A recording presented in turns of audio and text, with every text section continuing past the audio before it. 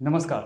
Delhi high court ने 23 दिसंबर को पूर्व बीजेपी विधायक कुलदीप सिंह सेंगर की सजा निलंबित करते हुए उसे जमानत दे दी है। दरअसल एक नाबालिग लड़की के साथ बलात्कार के मामले में साल 2019 में कुलदीप सेंगर को उम्र कैद की सजा हुई थी। उत्तर प्रदेश के उन्नाव में साल 2017 की यह घटना देश भर में सुर्खियों में रही थी। मंगलवार के इस फैसले के बाद यह मामला फिर एक बार चर्चा में आ गया है। बलात्कार के खिलाफ आवाज़ उठाने वाली वह लड़की, उनकी मां, कई सामाजिक कार्यकर्ताओं के साथ विपक्ष के नेताओं ने इस फैसले का विरोध किया है। हालांकि अभी कुलदीप सेंगर जेल के बाहर नहीं आ पाएंगे। उसे इस बलात्कार केस से जुड़े एक और मामले में सजा मिली हुई है। साल 2020 में उसे सर्वाइवर के पिता की हत्या के आरोप में 10 साल की सजा हुई थी। इस फैसले के खिलाफ भी कुलदीप सेंगर ने दिल्ली हाई कोर्ट में अपील की है। ये अभी लंबित है। हालांकि गौर करने वाली बात यह है कि इस मामले में भी कुलदीप सेंगर ने सजा को निलंबित करने की अर्जी दिल्ली हाई कोर्ट में डाली थी। सन 2024 में दिल्ली हाई कोर्ट ने ये अर्जी खारिज कर दी थी। तो आइए जानते हैं कि किस मामले में सजा कब निलंबित की जाती है और किन आधारों पर दिल्ली हाई कोर्ट ने कुलदीप सेंगर को जमानत दी है। सजा को निलंबित करना जमानत की तरह ही होता है। जब कोई अदालत एक व्यक्ति को सजा सुनाती है तो उस व्यक्ति के पास उसके खिलाफ अपील करने का अधिकार होता है। अपील के दौरान हाई कोर्ट के पास यह शक्ति होती है कि वह सजा को निलंबित कर अभियुक्त को जमानत दे। सुप्रीम कोर्ट ने अपने कई फैसलों में कहा है कि अगर किसी को उम्र कैद की सजा मिली है तब भी उसे जमानत मिलने का अधिकार होना चाहिए। साल 2023 के एक फैसले में कोर्ट ने कहा कि ऐसे मामलों में यह देखने की ज़रूरत है कि निचली अदालत में जो सज़ा दी गई है क्या उसके खिलाफ अपील करने पर कहीं अभियुक्त के बरी होने की उम्मीद तो नहीं है। सुप्रीम कोर्ट ने कहा था कि हाई कोर्ट को अगर प्रथम दृश्य फैसला में कोई बड़ी गलती दिखे तो दोषी को जमानत दी जानी चाहिए। ऐसे में किसी भी दोषी को अपील की सुनवाई खत्म होने तक जेल में नहीं रखना चाहिए, क्योंकि पूरी सुनवाई खत्म होने में लंबा वक्त लग सकता है।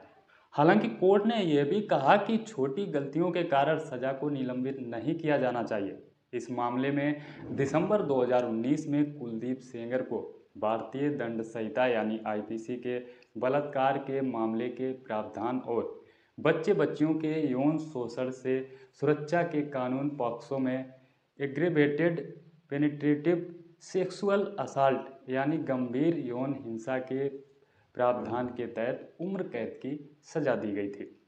जब कोई पब्लिक सर्वेंट यानी लोक सेवक बलात्कार का अपराध करता है तब आईपीसी की धारा 376 2B और पॉक्सो की धारा 5C के प्रावधानों के तहत सजा दी जाती है। इन्हीं धाराओं के तहत कुलदीप सेंगर को भी सजा दी गई थी।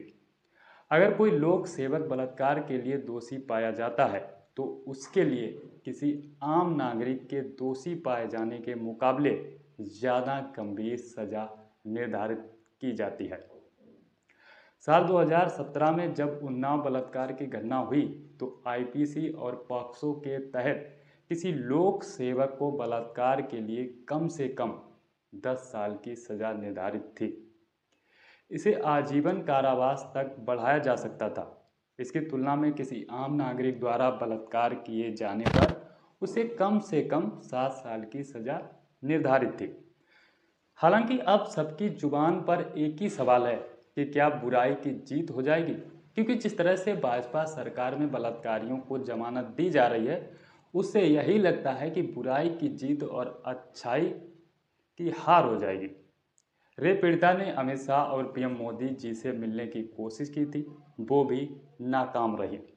इसी बीच राहुल गांधी और प्रियंका गांधी ने रेप पीड़िता से मुलाकात की और कहा कि इस लड़ाई में मैं तुम्हारे साथ हूँ। वहीं दोषी को जमानत मिलने पर पीड़िता ने सुप्रीम कोर्ट जाने का फैसला किया है। दिल्ली में पीड़िता ने कहा कि मुझे हाई कोर्ट के फैसले से दुख है। देश का पहला ऐसा आदेश है जिसमें रेप के दोषी की सजा रोकते हुए जमानत दे दी गई है। पीड़िता के वकील महमूद प्राचा ने कहा कि सेंगर की सजा के लिए अब हमारे पास केवल कानून का ही रास्ता बचा है। हमारे खिलाफ पूरी ताकत लगी हुई है।